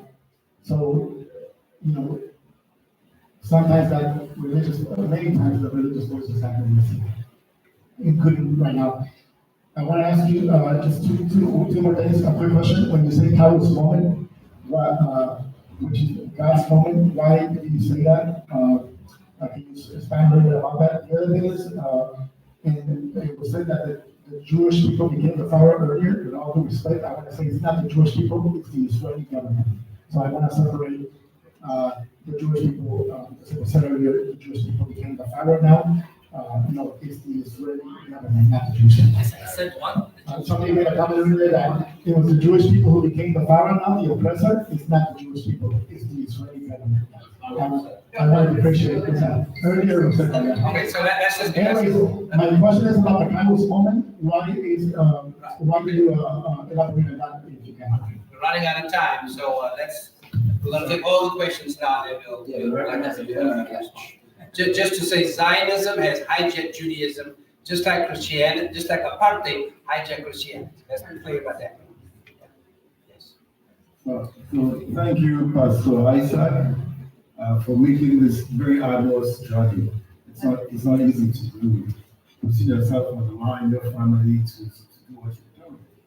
What I have are more observations than questions, actually. I think one thing that it's important to bring out is that in more recent history, it's been very unlikely that the US government, like President Biden's administration has done, would hold back or delay helping Israel until we're forced to at least reach a ceasefire. I think credit should be given where credit is due, because it inspires our leaders. They did that, and we cannot just ignore the fact that they were brave enough to at least stand up a little bit to Israel to try to force them to the table. Additionally, one thing you said, which is that in some of your other speeches, you've preached coexistence. I think it's important that you intersperse your speeches with coexistence, because the dilemma people have is what are the nuts and bolts? What are the solutions to these problems that have bothered us for decades? We have to anticipate that the Jews also have their fears and concerns about their own safety and security living in that type of space. So I think it's important that, because the younger people these days are protesting, but they're also asking the same question: how do we fix this problem? We can protest, but how do we fix it? So I think it's important to disperse some of the speeches on this on this North American trip with coexistence. All right, and also ask the question about the two-state solution too. So we're gonna just take two more, okay, and then we're gonna let them respond, because Reverend Isaac has to catch a flight. Just to let you know. Hijack this trip. Yeah. So let's just very brief comment. Otherwise, I'm gonna interrupt. No comment. And then we'll. No comment. Question: how do we turn our pain into power? Because a Kairos moment calls for righteous anger. But how do we use our anger in a way that doesn't destroy but build up even ourselves? And we don't want to self-destruct with the anger. How do we use our anger in a productive way? That's my question. All right. Look at you. So first of all, thank you. I went to Palestine, as you can see, Sabeel. I went to a FOSNA delegation, met you in Bethlehem. I went to your church in Lutheran. This was during the Great March of Return. That's when I was there. So for me to see your hometown, I'm from LA. I'm here in South LA, so thank you for that. I want to thank you for bringing awareness to Palestinian liberation theology and letting it be more accessible to people throughout the world now that they have the idea of liberation theology. And my question is, in your talks, how many of those churches that you go to have signed on to the BDS? Because one thing is like, we don't want, there's a distinction for me, it's like, we don't want charity, we want solidarity. We don't want sympathy, we want empathy. So how many, if those churches are welcoming you, are they signing on to the BDS declaration, or they're just getting charity rather than solidarity? Right. So then, by the way, I may add to that, there is a movement here called Apartheid-Free Communities. And it is dealing not just with churches, but also with mosques and synagogues and any other organizations. Apartheidfreecommunities.org. I'll take that up. So final question, comment, and then we're going to come to the National Council of Churches is the largest Christian group, as you know, in the United States, under the National Council of Churches of Christ in the USA. They've done extraordinary work. Countering Christian Zionism, and I recommend your website to look at an understanding of that. The question is, what image do we have, what path forward do we have for white churches and the white community to work with Israel and Palestine and to create a system that works for everybody so that we're not just eliminating one more side again, so we can actually work together. We have to deal with the restoration of what's been lost already. I think that's very important to mention as well.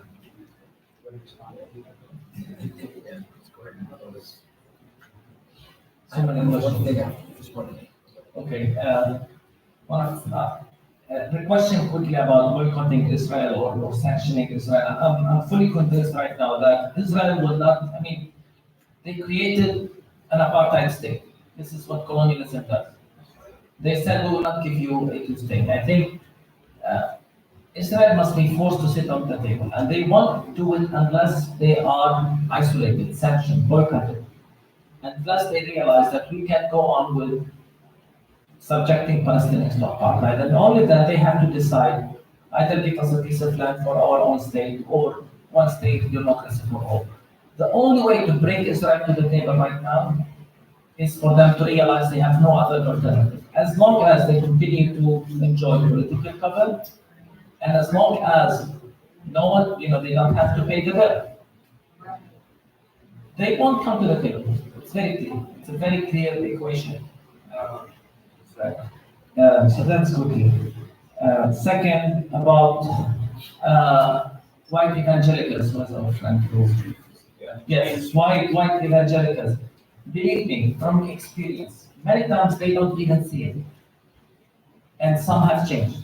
Once we confronted them with love, they changed. So we need to confront in love, speak truth to power, not compromise the bit. But believe me, many of them, once confronted, they changed. And I can tell you many examples. So don't give up on that community. And always we need to try to reach out to everyone. George Floyd was mentioned. I went to the George Floyd Square, the pilgrimage there. It was really profound to mention the homeless. One interesting thing is not only we ignore the homeless, we blame them. Right? In the same way that people of Gaza are blamed. You mentioned how in one war, an image of a child changed things. This is what's really heartbreaking. How many images of Palestinian children, heads, arms, do we need to share until the world wakes up? I'm really baffled by this apathy towards Palestinians. Behind it is systematic dehumanization, and convinced of that. The Kairos moment is a moment in which we need to discern and we need to act. A moment that demands decisiveness, demands courage. This is how I understand it. It's a moment in history that could make a whole difference. And if we are not wise enough, led by the Spirit to see what's happening, then we miss a great opportunity. But it's also a moment about acting in credibility. This is how I also look at the Kairos moment. I have a quick comment. I'm always careful in my language. I never blame the Jews or say, I'm very careful in my language. So I wonder what you. I was not referring to you guys. I was referring to Okay. Because even with my students, I'm very careful about that. But here's a comment of something I've learned from the late who just passed away, Mark Ellis. I don't know how many of you heard the name Mark Ellis, a Jewish liberation theologian. And one time, I said this, I said, Zionism is not Judaism. And he's like, yes, maybe I agree with you as much as I agree with you, but at the same time, if anti-Zionist Jews don't own up to that, to the fact that Israel defines itself as a Jewish state and just accept that it's part of the Jewish history now, and don't challenge it. So we can't just continue to separate as if they have nothing to do with one another. That's why I said every people of faith must own up to stand up to their own tradition.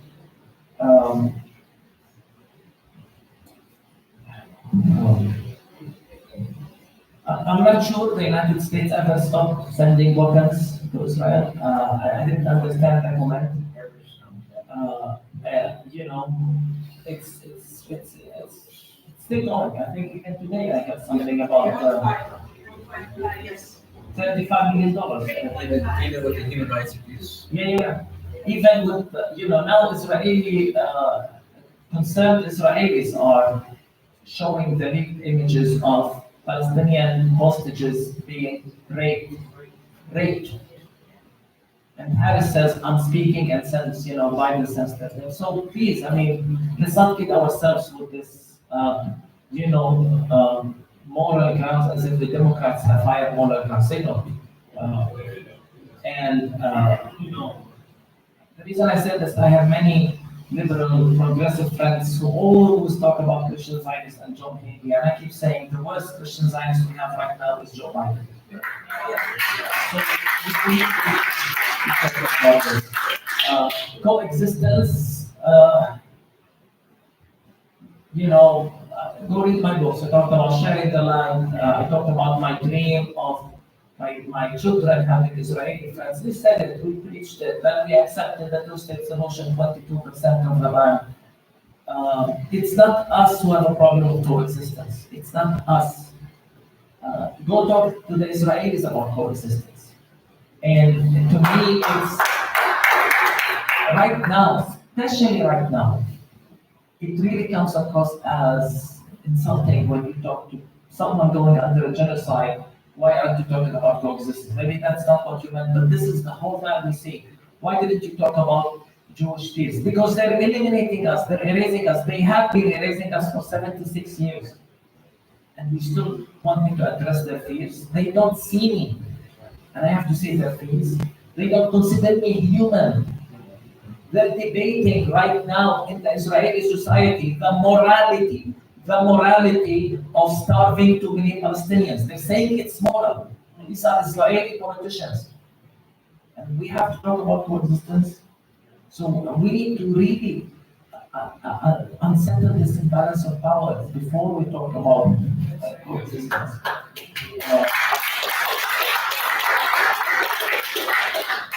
How do we change pain into power, the righteous anger? I love this concept of righteous anger. I think it's important that we are angry. All I can say is that every group, every community must come together and ask this question, seriously, what can we do? Beginning with the idea that what we have been doing didn't work. We need to do it this time. And maybe right now, at least this is how I see it from distance. I'm not American. I don't understand LA and how it works. But two things I think should be the path forward, or should be in the path forward. One is intersectionality, the second is interfaith. Intersectionality, we need to unite with African Americans, with Hispanics, with those who understand what it means to be marginalized and demonized. And second, it has to be interfaith. It really has to be a joint effort so that we show that this is a moral cause for all people of faith. So this is how, two tips for the way forward. Some churches under pressure voted for BDS, voted for divesting from companies that invest in Israel, but this came as part of a resolution from the Synod, so people voted. So again, you can't expect the leaders not to do something if they are not pressured from the bottom up. So you need to work with every church the way the church functions, because every church functions differently. For example, with the Presbyterian Church, with the PCUSA, it's through the Synod, the General Assembly, that these resolutions were passed. So some have responded. Having said that, the Kairos Palestine, we were told by so many religious leaders, the Kairos Palestine document, that it would have been endorsed and supported and celebrated if it did not mention BDS. And I'm glad it mentioned BDS. Because I'm not support and charity and we love you, but we don't want to boycott Israel. No. That wouldn't change anything to me as well. And yes, I appreciate the National Council of Churches. And as I said, we need to continue to talk to all people. I have seen people change. I have seen leaders change. I have seen white pastors, evangelicals, become strong evangelicals, pro-Palestine advocates. So we can't just cast them away. No, they can really see the light if confronted in wisdom and in love. Thank you.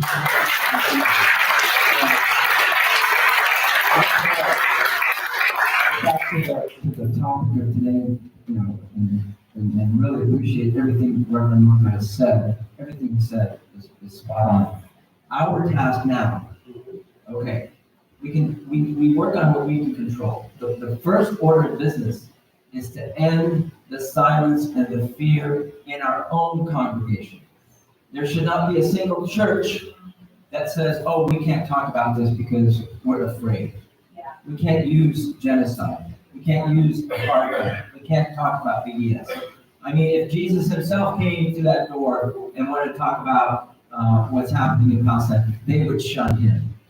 So let us break that barrier of fear in our own congregations. And then if we can gather, just say 25, 50 organizations here in Los Angeles and demand a meeting with Karen Bass to call for a ceasefire, I assure you that will happen, because all she's doing now is listening to the ADL and the Federation. That monopoly has to end, right? That is our first order of business. Then we can talk about the federal government and the state government and what's happening, in the Middle East.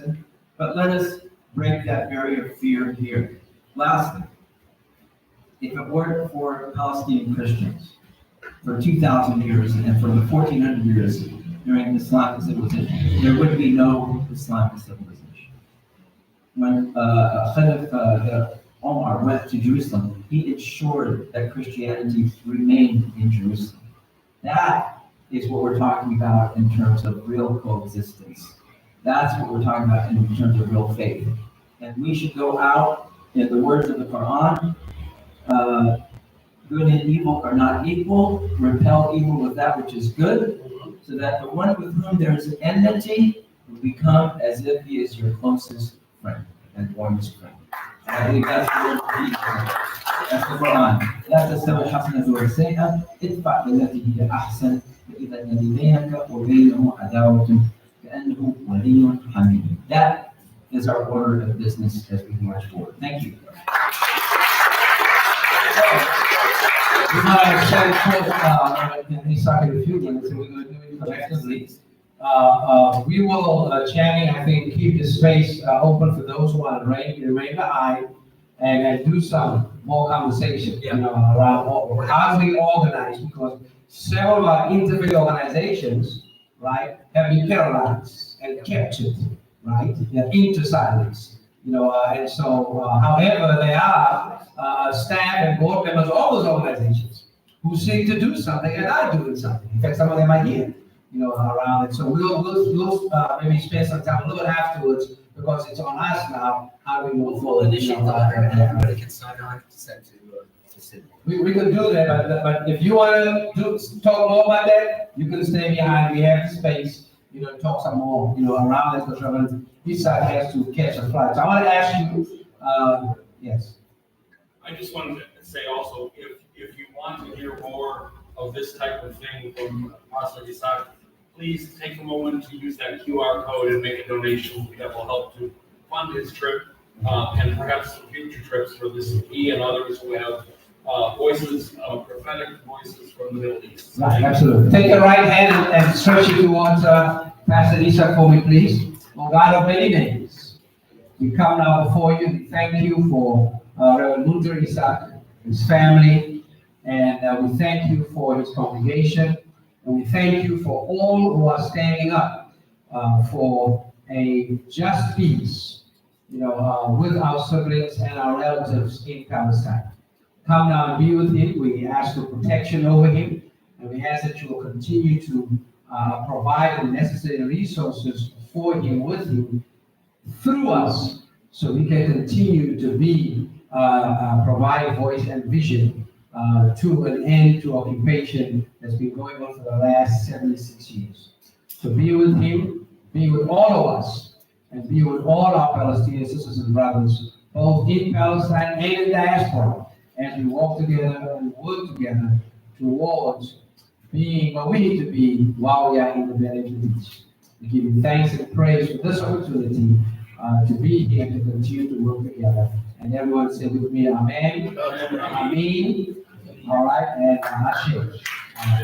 Thanks everyone. If you want to stay behind for more conversation, please do so. And I just try to get with somehow in the building here. Strategy and Soul, thank you so much. Thank you for sharing, man.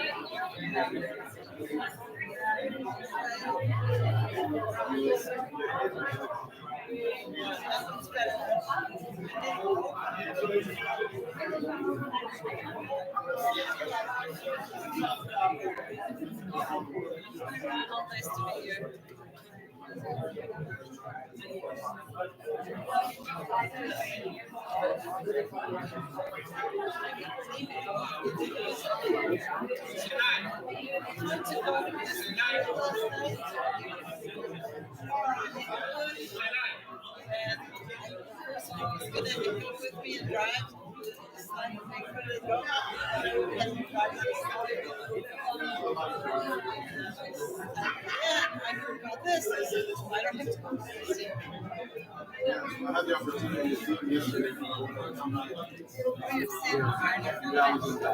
I went from down to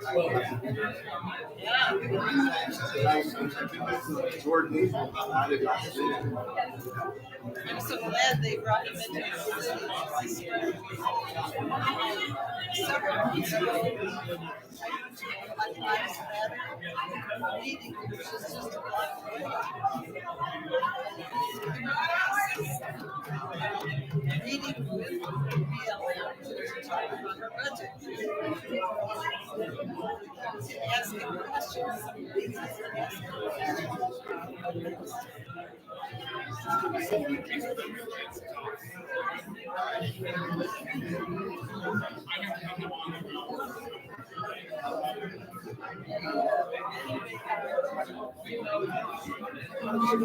What they did though, is by the time the person asked the question, they ended up being blind people asking questions. So they took 5 questions at a time. She was supposed to answer those 5. She answered 4 of them. And I was sitting here and I came up and said, forget the fifth question. She just smiled.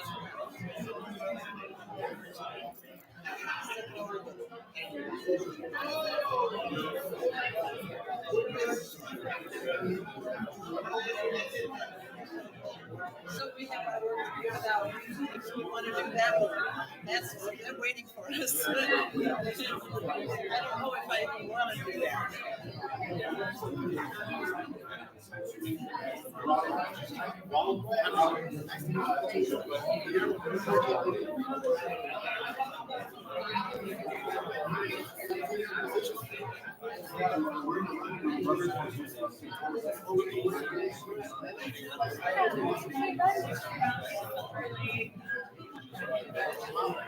That was wonderful music.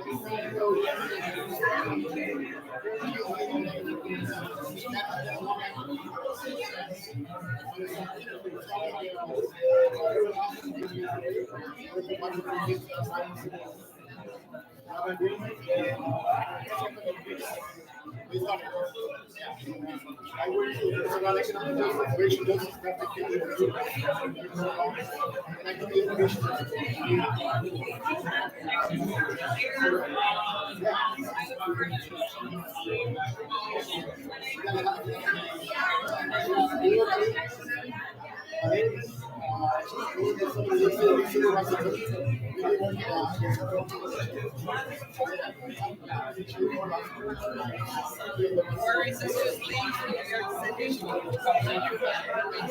Nothing we can do.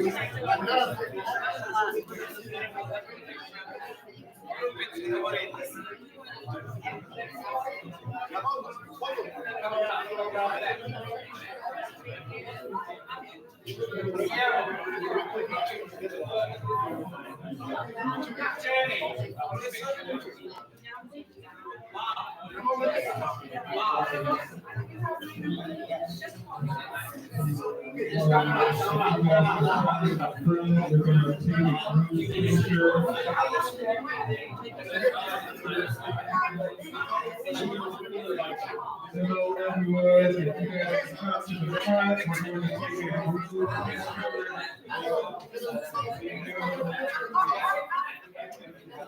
In the back, if you guys come to the front, we're going to take a group picture.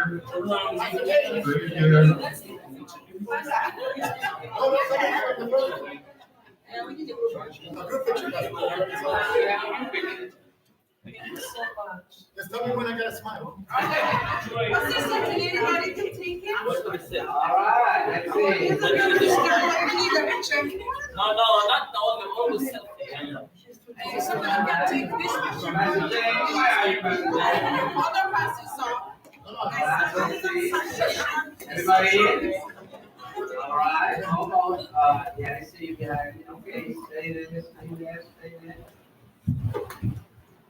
All right. I just need one for the newspaper, please. Oh, okay. That's the most important. Because we're gonna come to center. All right, here we go. Newspaper, one to the newspaper. Okay, there we go. Who's there? Salam. Salam, come on in. Yeah, get in there. Okay, then, okay, there we go. Stay there, stay there, stay there. Yes. All right. Thank you.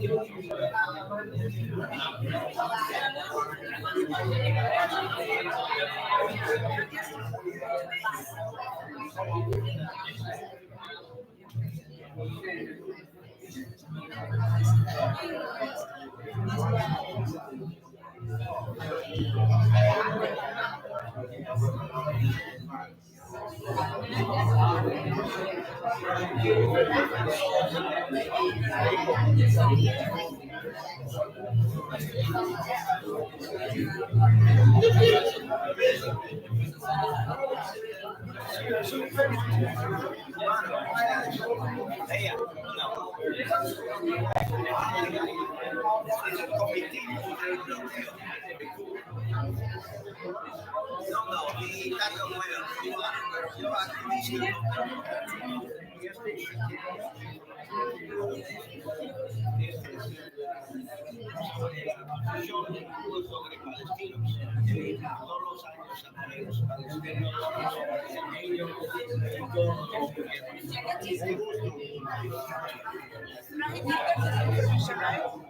And also, but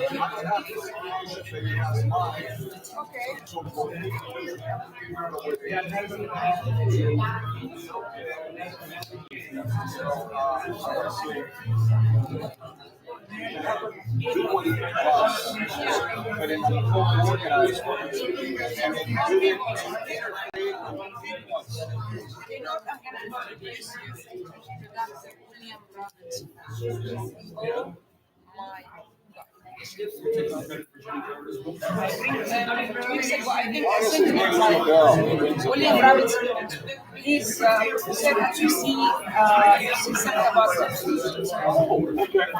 and he was helping me, and he organized one event, second organized weekend, and spoke about stuff they have in the Arab, and he linked it with the Zionist and Gaza. I do. I will share with you his speech. you can send me